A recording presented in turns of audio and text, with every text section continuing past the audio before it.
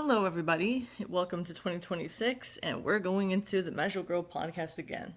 Yeah, you're probably wondering about that title. Well, it's only because, if you don't know me by now, I kind of want to talk about this series to get over with before we get into the actual series Grand Bell. So, as such, I'm going to talk about gushing over Magical Girls. But as such, let's set the stage. See, around the time of 2022, I found this picture when I was looking up for more magical girls, and it really seemed to be appealing to my interests. If you know me by now, magical girl shows are always something that I always wanted to look for or to watching. And when it comes right down to it, this would seem like it was right up my alley. But it's why I think the magical girls not being the main center, we also have to say that the main center of this would have to be the villain. And while I admit that's nothing new, especially when it comes to magical girl shows, when it comes to having villains, I will say that having a villain as protagonist, especially in a magical girl show, is kind of rare. Personally, I don't know about anyone else, but I do have a sucker for having villains as the main starring role. You get to see how sadistic they are, why they hate the heroes and such, and see what their evil motivation is aside from all that.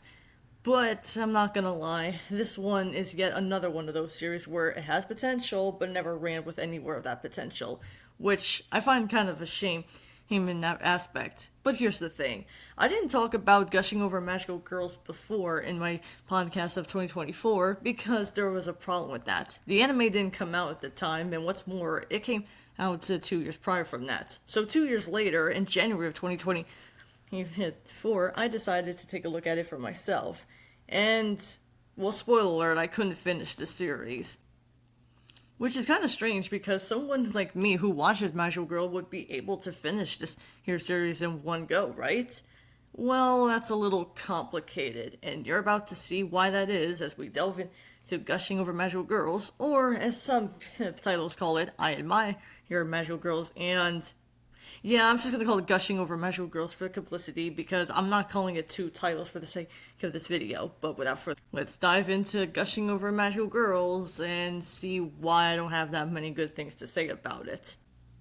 Our main story begins with our main character, Utena Hiragi. Not to be confused with Utena Tenjo, is an ordinary girl. And I mean very ordinary girl, because all she ever fusses about is mostly magical girl, and she always wonders what's it like to become a magical girl herself, because she's obsessed with the three magical girls that protect her city, known as the Tres Magdia. Yeah, I'm probably butchering that because they say something else in Japan, but just go with it. Anyways, Utena here has always wanted to become a magical girl until along the she meets up with a little bat by the name of Vinalita, a little mascot who happens to have persuaded her to becoming a magical girl villain. And, well, not really persuade her as they put it, but it's more like what have it, though. It seems like it's unfortunate for Utena because she doesn't want to be a villain. She wants to be someone that wants to be a magical girl, but considering that this year's series gives her a skimpy outfit with stars on her breasts, yeah, just go with it. And it's here where we see that her villain arc has only just begun, whether she, or anyone else, doesn't like the idea at all. Yeah, the series itself does have this notion where it seems like instead of having a person that goes through a villain arc that they wanted to plan themselves into, this is more like, say, we have a villain that just goes into madness when realizing this isn't what they wanted. But personally, villains turning into protagonists is nothing new in anything. But for a magical girl setting, I don't think I've ever seen anything like this before, because as most of the time magical girls are usually the main focus, and considering that the today's Maddia themselves are really what are the focus that's only for the side, that can be totally telling something. Now on paper, this sounds like a good idea. I mean, think about it. A protagonist turn into villain and still form a bit of arch known as the way to only do so already. Now this does sound like something I would at least get myself into, seeing a villain go slowly into madness as time goes on. There's a lot you can do with that. Unfortunately, I don't have that much to say about it, but let's discuss about what I do like about this series, and spoiler alert, you're not going to hear me say a lot of good things. So, let's get on to the animation first. The animation for itself is alright. Nothing to hey, it's alright to say it gives it to say nothing special, but part of me feels like the today's Mad City look more like they came from the Pretty Cure franchise, and I'm being serious when I say that, because look at these characters. They look like they could have came from there, right down to the color palettes and having cutesy outfits in their own cutesy outfits matching somewhat of their hair color. That being said, it does look alright for me to say that at least they did something that makes it all like that. But it's nothing to write home about, so that's something. And as for the soundtrack, which I don't really talk about too much on my channel unless I want to, but I have to say, despite it sounding all cutesy and everything, I'm not going to show obvious pictures for obvious reasons, because it's just mostly just really having the girls get skimped out of their outfits. But aside from that, I will say it does seem all sugar sweet to the point of almost diabetic. People can get more diabetes, so yeah, that's like the least I can say about that. I hope you enjoy that, because most of the time you're going to hear me say is that there's not much I can say about this year's series without going over the problems I have with it. And I do apologize if that sounds like that to a full whole extension of people liking this, but I'm not gonna lie, this year's video is not going to be me sugarcoating it, so let's go over what I feel bad for. Well, there's not a lot I can say about what goes on. One thing you need to know about these here villains is that this is a group of villains that actually do have more of a focus than the actual characters, though. Known as the Enormita. Enormita is the group of villains where not just Utena, but as well as other villains go so far as to do whatever they can in order to get to the girls in their own hands. So, not a bad idea for a concept. Like I said, this is one of the rare cases where we see the villain in the magical girls heading actually become the main focus. Now, that's not to say you don't have any villains that are the main focus in any sort of media. It has been done before, but in this setting, like I said, it's actually something I wanted to see. But unfortunately, I'm gonna have to say right here and now, the villains themselves, along with Utena, don't give much for me to work with, and not in a positive way either.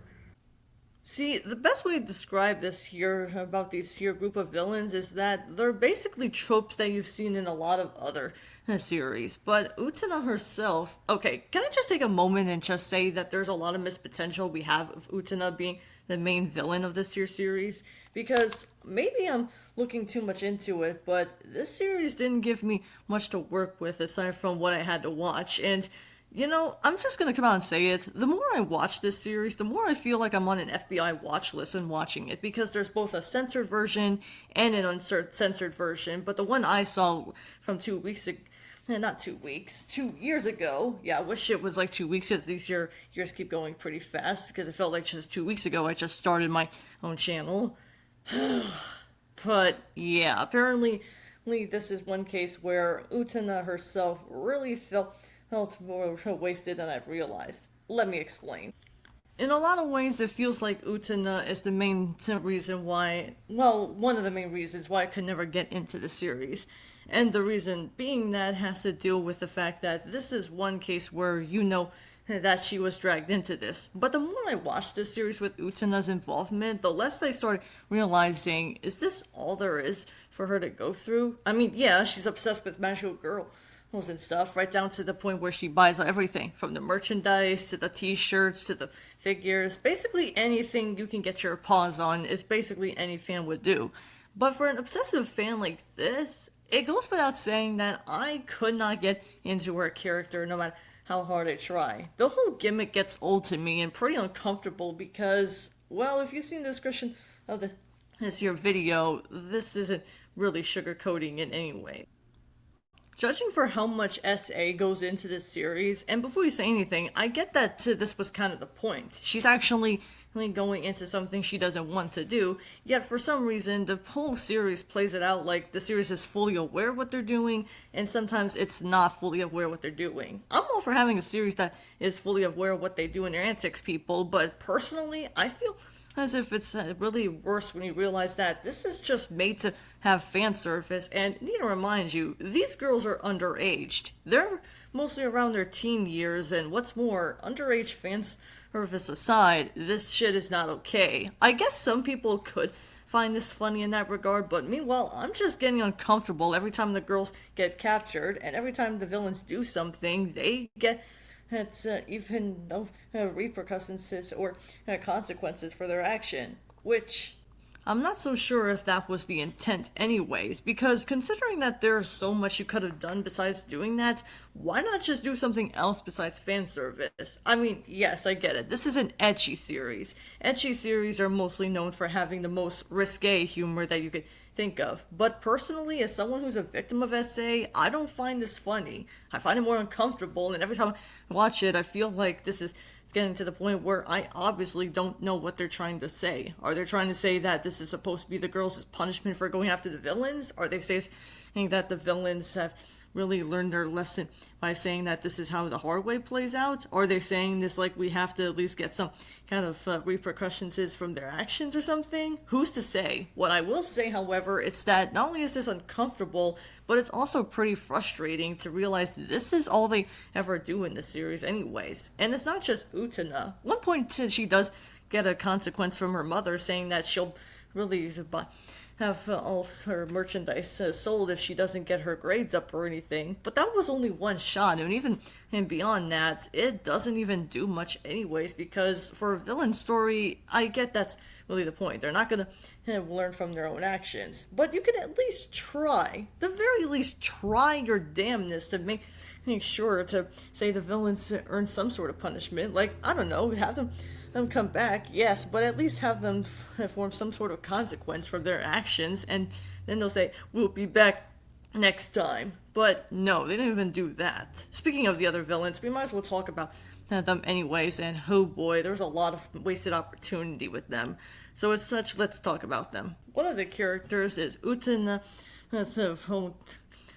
her friend, or in this case, someone who has a crush on Utena, Kiwi Araga. Araga is something. I mean, nowhere near as Anthe, where she goes, Miss Utena, but still. Anyways, Araga here is one of those characters who just hates the magical girls because reasons. Yeah, I'm not going to go back to finding out what this here motivation is, but this is one case where I kind of feel like I feel pity for this kind of trope. I mean, yes, magical girls being hated from the villains, nothing new. But even with that said, you could have at least done something with her villain to make her feel like why she hates the girls. Like, they have more affection and attention than you do, or maybe you have some sort of grudge that they did something that you don't like. Or, at the very least, maybe there's something there that you don't like, that they did something that destroyed your family or something. Give us something. Sure, some ideas are more cliched than others, but at the very least, it's a reason to give a reason why you don't like them. But no, apparently you have this huge crush on Utena, and as such, you smother her, and you really hate the magical girls. Again, why not just think of an idea with that in mind? I get it. Most villains have a dumb reason to have a grudge against sometimes the heroes, but at the same time, I can at least let that slide because at least it's something to give more of a reason why she acts like that. But that's nothing compared to the other villain who I feel like has the most missed opportunity than I could ever ask for. This character is Marina Hazel. And I have to say, despite looking like a little girl and everything, she actually has an ability that I don't see that often when it comes to having characters like her. See, she has this ability where she can make herself older or younger, depending on what she turns into. And personally, that's a power I actually am a sucker for, because having a character age however they want to is something that I don't see that often. The only times I did see this kind of power would have to be in one of the episodes from Lilo and Stitch the series, where there was an experiment going on to changing anyone into little babies, and then the other one would have to be the other character from Yin Yang Yo, where he can make himself old or young, along with other characters. But aside from that, it's really nothing more than just say she's only doing that just to get into the girl's panties. I'm not gonna explain that, but it must be someone's fetish. But moving on, I think what really bothers me about this character is that she doesn't really have that much to speak of. Plus, the episodes I did watch her in don't really have her speaking in, which, again, I didn't watch all of this here season, but needless to say, I'm not gonna know, and I don't plan on knowing anyways, because after that, I pretty much stopped for a while. But, oh my god, I hate to be that much of a shithead to ask this question, but why would you have a power that seems so much potential with it, and yet you only use it for fan service?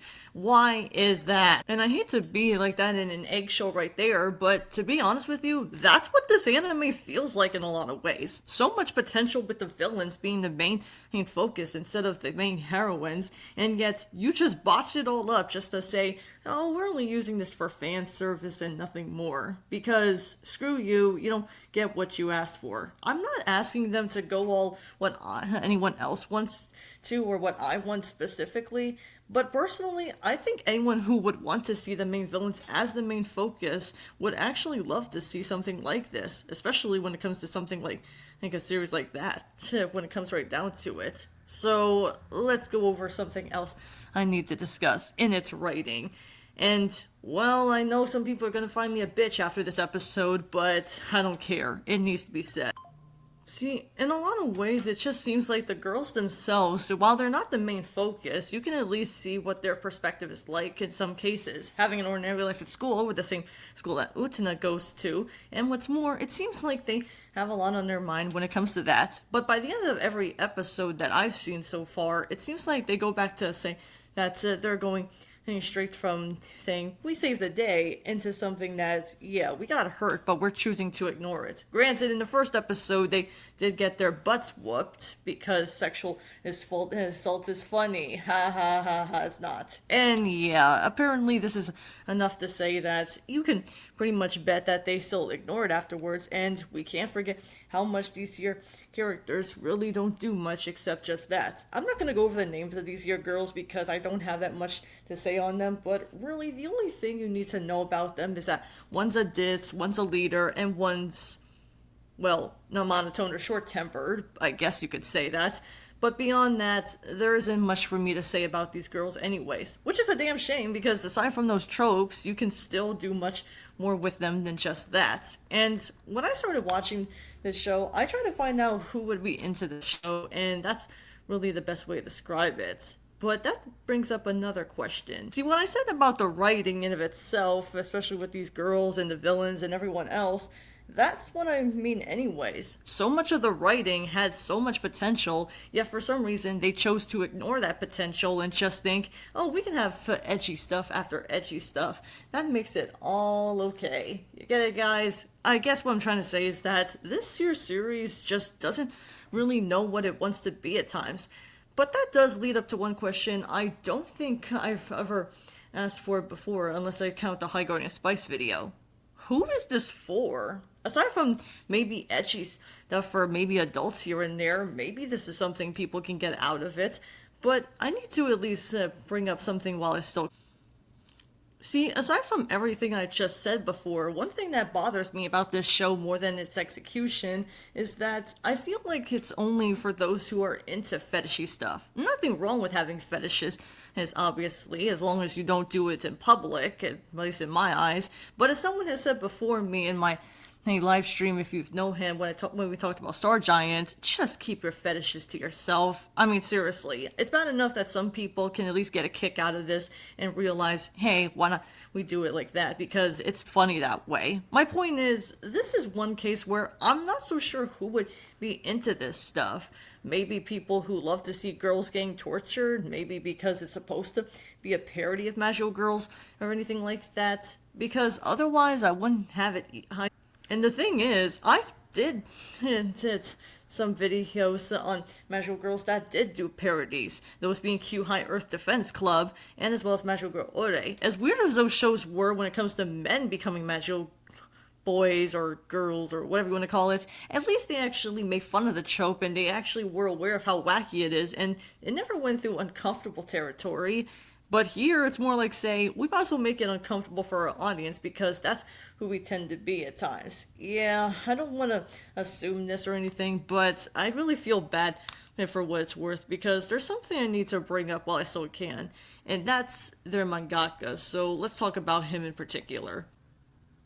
I made it no secret that, if anything, I usually jump to conclusions faster than I usually do.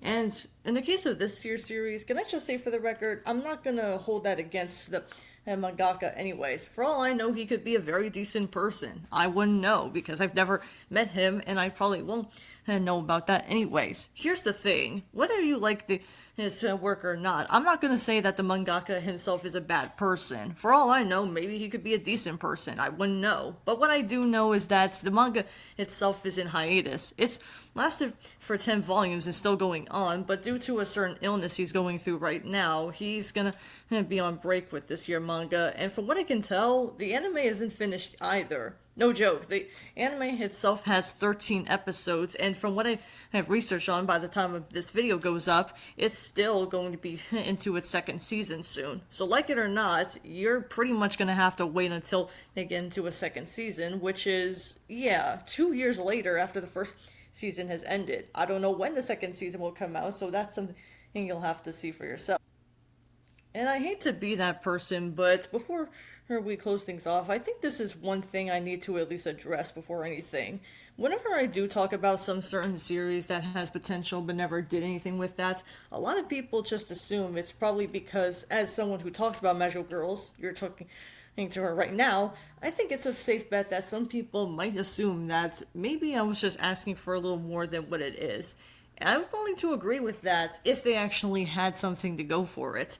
But here's the thing, I'm not here to say that everyone's going to enjoy it, but from what I've seen online, a lot of people seem to like this. Whether or not that's a good thing or a bad thing is pretty subjective, but really? They like this series? I mean, maybe if there's something I'm not seeing at the very least, or maybe it's because I'm just really uncomfortable with this stuff. And like it or not, I'm not so sure who would be into this unless you're into seeing underage girls being pants down and such. Because, let's be honest, having this sort of thing is not going to win any favors from my end. And I know I shouldn't be saying that, but considering that there's so much underage fanservice, SA, and some other stuff going on, you know for a fact they're really doing this so they can at least say, yeah, it's really our own niche to do what it is. And I'm not gonna sugar here it lightly, that's pretty sad, both things consider. And the worst part is, this is coming from someone who enjoys magical girl shows, and here's a lot of people say, magical girl genre has been killed off. I've talked about plenty of magical girl shows on my podcast, think that there are some magical girls that are bad shows for different reasons. High Going Spice had that fantasy thing going on, but they never did anything because we never know what a guardian is. And the same could be said with Magical Girl Sight, which is when they try to do something that's Madoka Magica related, but they never did anything with that because fuck you can't have fun with it, I guess. This is one case where this series, however, is one of those cases where it's like the Magical Girl stuff with fan service may have more problems than what it is, because I personally feel like it's really worth noting that there's not much I can say about it beyond, I wouldn't blame anybody if this was one case where this here series already killed off the genre. And to be as blunt as I can, I hate to be that person, but this here genre almost made me want to rage quit afterwards by saying that Magical Girls really made me do so already. And I hate saying that because, well, if you know anything about me, I don't want to say that a genre is bad because of that. You can still enjoy a genre in spite of its own flaws, as long as you don't go on over complete tangents like someone. But I think it's really safe to say that in spite of what you may think of this year's series, I hate to say this, but I would not recommend this year's show unless you're into far edgy stuff. And that's kind of telling me something because, get this, a lot of people are really starting to think that magical girl shows are really one of those cases where they got killed off by a lot of stuff. Like, say, Magical Girl Apocalypse, for example. But if you were to tell me that this, along with Gushing over Magical Girls, were what killed the genre for you guys, I wouldn't blame you. I mean, don't get me wrong. I personally think that Magical Girl Apocalypse at least had potential right up there with Gushing over Magical Girls. But I'm not gonna lie, both of them really failed at different ways. Magical Girl Apocalypse wanted to give a horror genre to a whole new level to the point where it's obvious they didn't do much with that. Except make it dark and gruesome to the point where they wanted to kill characters because screw you, you can't enjoy your. And the same could be said with this series, except this is more like, say, it's trying to be lighthearted and fun, but it's more like, say, we might as well give you edgy stuff because fuck you. And I hate saying that considering that, again, I would love to see more of what they do here, but, well, let's go over what I mean by I didn't finish this series entirely. And I'm not joking when I say that, because this year's series, despite having 13 episodes in the first season, I could not get past either episode 6 or 7 on this year's series. I could not finish a single season, and that's telling you something. And as much as I hate to say it, I think we're about done here. Gushing over Magical Girls is one of the most uncomfortable things I've ever had to watch, and considering I had to suffer through Magical Girl Sight in its own glory, that's telling me something. But hey, at least with Magical Girl Sight, I can at least say they tried to show what would happen if they had something to do with the internet. Here, it's more like, say, we might as well give you something else to laugh at, even though I personally didn't find it funny. And the worst part is, some people actually do find this funny. I'm not so sure how. Maybe it's because they're seeing something I'm not seeing. I wouldn't know. But what I do know, however, is that this is one case where I'm not going to come back to this here series anytime soon. Yeah, no, that's pretty sad. But if you ever want me to watch a Magical Girls show, I'm just going to stick with what the next series will be. Yeah, hopefully we'll get into Graham Bell, but since it isn't that long, hopefully I'll have more to say about that than this year's series does. I do apologize if I seem like I opened up with a dour note at the beginning of the year, but it's only the beginning of the year 2026, and hopefully things do get better over time. But with that said, I thank you all so much for watching. I'll see you all next time, and as always, stay flamingotastic. I'll see you all around.